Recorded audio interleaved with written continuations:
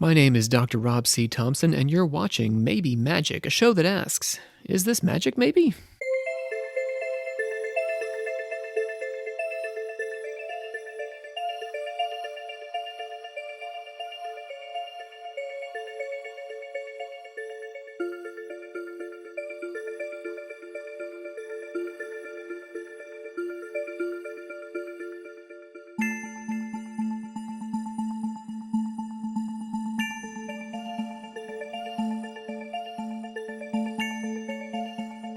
Today's question, can curses kill us?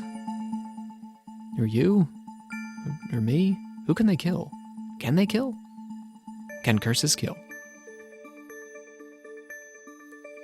The victim of a curse that kills, or hex death, both knows that she has been cursed and believes sincerely in the reality of the curse. The victim shares a cultural framework with her supernatural assailant, and barring any indication that the curse has been lifted, it almost always results in the victim's death. The belief and the death are intimately connected. While death is the most extreme example of psychophysical response, there are actually many shades of physical responses to our deeply held beliefs. If we believe it, it can affect our health. In Europe, evil eye traditions are associated with reproduction. The evil eye is often given unintentionally by an older single woman who is unaware of her power to bestow the curse, what Italians call jettatore. This curse has been passed through her family line. The curse generally falls on babies, children, pregnant women, and young brides. A mother's milk-filled breasts might dry up, or a baby might suddenly give up eating and become fussy and colicky after an encounter with such a woman. These ailments can only be remedied by the intervention of an elder, familiar with diagnosing and treating what the Italians call malocchio, or malignant sorcery.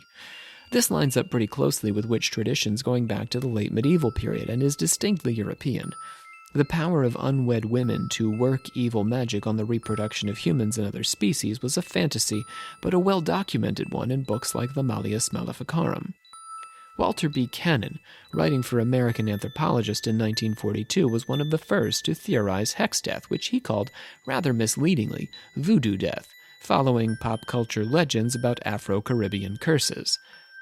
After observing a series of unexplained deaths in Australia, New Zealand, Africa, Brazil, Polynesia, British Guiana, and Haiti, he compared the cases of death by curse to that of soldiers who died of shock during World War I. He cited the experience of a surgeon named Wallace. Wallace described the case of two soldiers, one who was buried when a shell exploded near him, the other when he lit a fire over an unexploded shell, igniting it. Both men had only superficial injuries, but the terror of the experience pitched them into shock, and that shock ultimately killed them. They didn't die of any physical harm from the explosion, but the fear and the stress it induced in them. Colin Andrew Ross, drawing on the work of Rupert Sheldrake, argued in the journal Anthropology of Consciousness that there's actually a physical basis to the evil eye. Sheldrake demonstrated that human beings and animals have a sense of being stared at. Somehow we know when someone is looking at us, even though we have our back turned or our attention is focused in a different direction. None of our physical senses are telling us that someone is looking at us, but somehow we have a sixth sense that it's happening. In laboratory conditions using special goggles, Ross proved the existence of ocular extramission. The eyes emit an electromagnetic energy that scientific instruments are unable to detect. This has some interesting implications for where belief in the evil eye is strongest.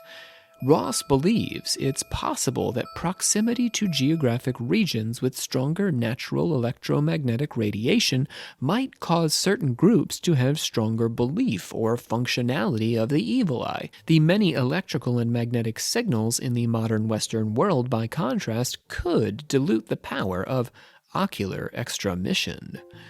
For Emily Williams Kelly, hex death or the evil eye is just one of many phenomena that prove a holistic unity between mind and body.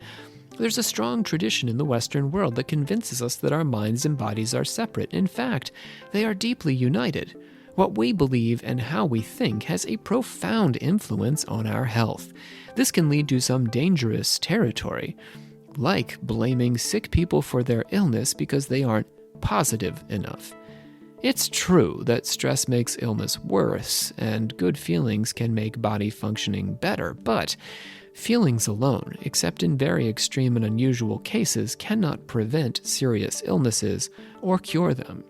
The systems and the people we give power to do, however, have the capacity to profoundly influence our mental and physical well-being.